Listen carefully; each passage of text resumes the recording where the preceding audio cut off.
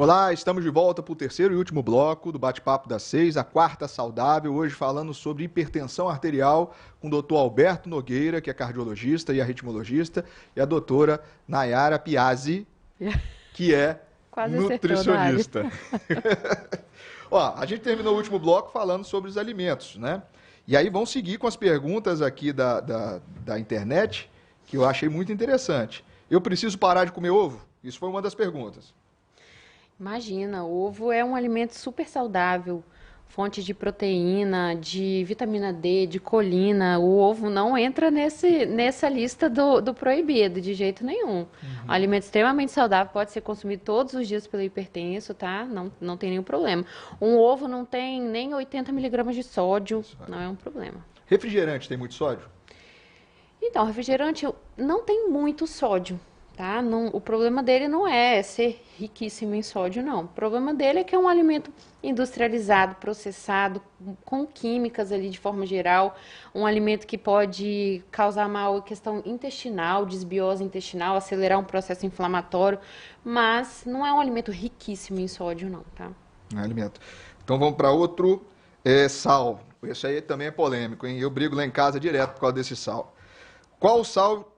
Algum tipo de sal de cozinha, ele é melhor ou pior? Sal rosa do Himalaia, sal marinho e entre outros que a gente encontra aí no comércio. Algum sal, assim, vai ter uma quantidade menor de sódio, né? Por exemplo, o sal light, que é meio sódio e potássio, tá? Então, tem alguns com teores reduzidos, sim. Mas isso não justifica um uso exacerbado, né? Então, o controle tem que ser feito com todos, tá?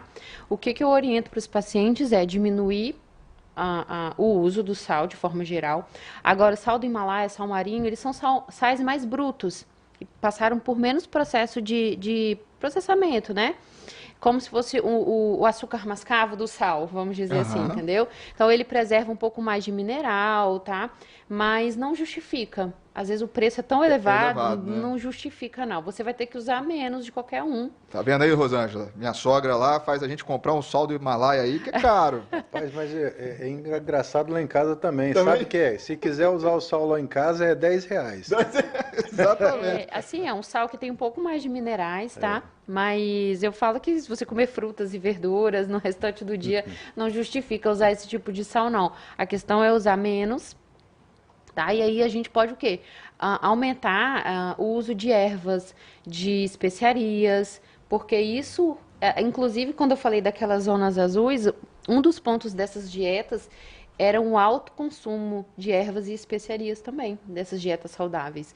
Então, assim, reduzindo o consumo de sal e melhorando, aumentando o consumo desses alimentos que a gente utiliza pouco, né?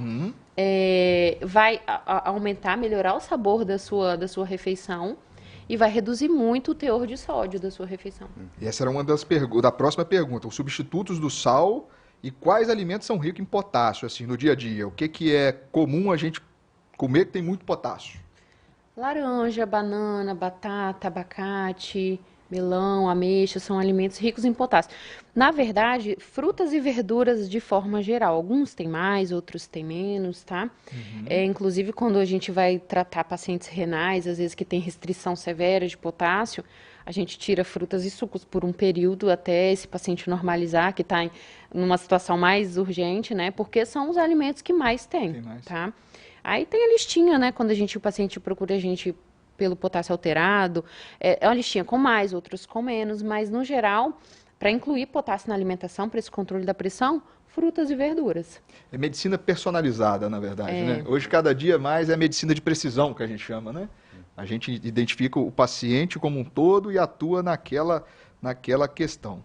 Tem alguma pergunta para ela? Sobre alimento ou não? Vamos lá. Ainda não pensei em nenhuma, não. É porque eu vi você... Ó, chocolate e produtos em base de cacau. Agora que a gente tem aí uma fábrica gigante de chocolate aí, melhora ou piora? Como é que é? Depende. Depende da quantidade, depende do chocolate, depende para quem, né? O que é o restante da vida daquela pessoa. O chocolate, o cacau é um alimento muito saudável, né? Ele é um alimento muito saudável, o problema é o que fazem dele. Então, quanto mais amargo o chocolate, que ele tem um teor maior de cacau, aquele alimento ele é mais saudável. Ele vai fornecer mais os benefícios do cacau. Quanto mais misturado, seja com leite ou com açúcar, aí a gente já se distanciou do cacau, né? E aí a gente já tem um produto doce, alimentício, que já não é aquele que vai fornecer os benefícios, tá? Tem algum percentual de cacau que é benéfico ou não? Então, Existe eu sempre assim, falo para o um paciente... número mágico, né, por exemplo? Eu sempre falo para o paciente para olhar o rótulo. Porque existem chocolates que são escrito lá meio amargo ou amargo, e quando você vira ali na lista de ingredientes, o primeiro ingrediente é açúcar. Então, o primeiro ingrediente é aquilo que mais tem ali, tá? Então, sendo o primeiro ingrediente açúcar, aquilo dali não é um chocolate adequado. Então, quando o primeiro ingrediente é a massa de cacau, aquele chocolate, ele tem em sua maioria cacau, tá? Joia. É mais Próximo. adequado. Isso. Ó, café e cafeína. É bom para pressão? Então, depende da quantidade. Um cafezinho por dia, um cafezinho coado, 100 miligramas de cafeína, é um problema? Não, não é um problema. Aí depende daquele paciente que toma 5, 6 xícaras de café por dia. Pois é. Tem uma Aí garrafa começa, de café, começa a se tornar... Com açúcar? Não, aí não. O meu é sem nada. Começa a se tornar um problema, né? Então, assim, a quantidade que vai definir realmente se é um problema ou não. Mas eu não suspendo o café de um paciente hipertenso, se for dentro dessa quantidade adequada, tá? A gente tem muitas outras coisas para corrigir. E o café tem seus benefícios também. E aí, caindo para a sua especialidade, que é a ritmologia, o café faz mal para o coração do ponto de vista elétrico, de arritmia? Não, o café ele não faz mal para o coração, é claro que em doses adequadas, né? Então, no máximo uma xícarazinha pequena de café de manhã e outra à tarde não vai fazer mal nenhum. Agora, se ficar realmente tomando muita cafeína, né? Que E como a cafeína é estimulante, todo, né? Aí vai dar hipertensão e vai dar arritmia. Aí não tem jeito, aí é arritmia e doenças, né? Isso aí. Uma coisa que faltou a gente falar é de tecnologia, né? Acaba que já é feito até aqui em Linhares também, já foi feito, que é, bem, para tratar pressão do ponto de vista médico, só tem remédio ou tem alguma outra coisa? Não, a gente conversou sobre modificação de hábitos de vida, a gente tem medicações, né? E a gente tem também determinadas situações que podem tratar a pressão que o remédio não está tratando, né? Como, por exemplo, a ablação das artérias renais, né? Esse procedimento é feito por catéter, introduz-se um catéter até a artéria renal do paciente, lá faz uma queimadura, né? E lá você faz uma lesão no sistema de nervos, né, daquela artéria, e isso, em alguns casos, diminui a pressão que habitualmente não é tratada com medicação. E é específico também, não é qualquer... Não está indicado para qualquer um. Comum não, né? Vamos voltar lá para os alimentos então, hein? A gente tem ainda um minutinho, né? Tem. Só falar de uma questão que eu estava lendo em estatística esses dias, que pelo menos 40 a 50% dos hipertensos, eles têm resistência à insulina. Né? E a resistência à insulina, a hiperinsulinemia, ela vem antes do diabetes. Então tá mascarada, aquele paciente às vezes nem sabe, a glicose ainda está dentro do normal. E o aumento da insulina, ela é um fator de risco também para esse aumento da pressão. Tá?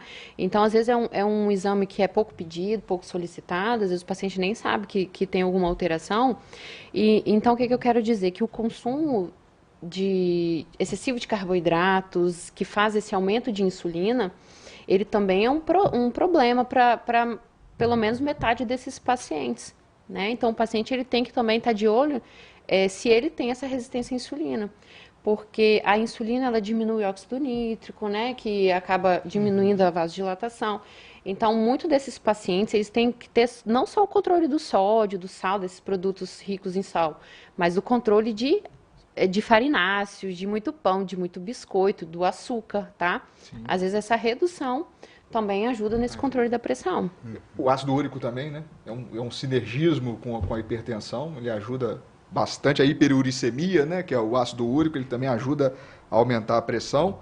Vamos lá para as últimas duas perguntas, hein? Que o nosso tempo já está estourando aqui.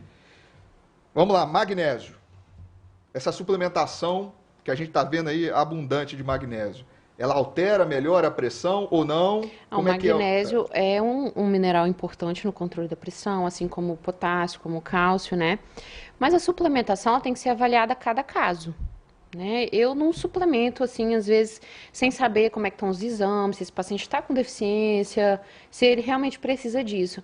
Porque a suplementação, ela é a cereja do bolo também, né?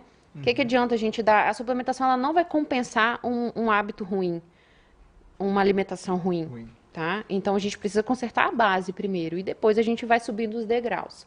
Essa questão do magnésio, eu fiquei até assustado certa vez, porque eu tinha um paciente que tomava remédio de pressão e anticoagulante, ele parou por conta do magnésio. Suspendeu tudo, viu na internet. Milagre. Magnésio, e é magnésio e pronto, acabou. Isso me traumatizou demais, nossa senhora. Enfim, última pergunta aqui para fechar, que deu muito o que falar da última vez. Manteiga ou margarina para pressão?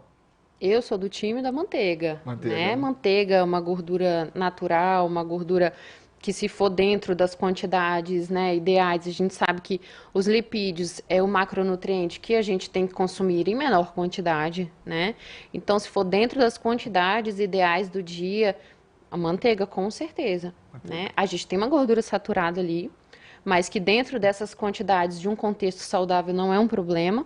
E na margarina a gente tem já uma gordura hidrogenada, uma gordura muitas vezes ele feita no laboratório, que o nosso corpo ele não foi feito para lidar. Então, o problema de alimentos industrializados, muito processados, eles têm produtos ali, químicas, que o nosso corpo não sabe como lidar.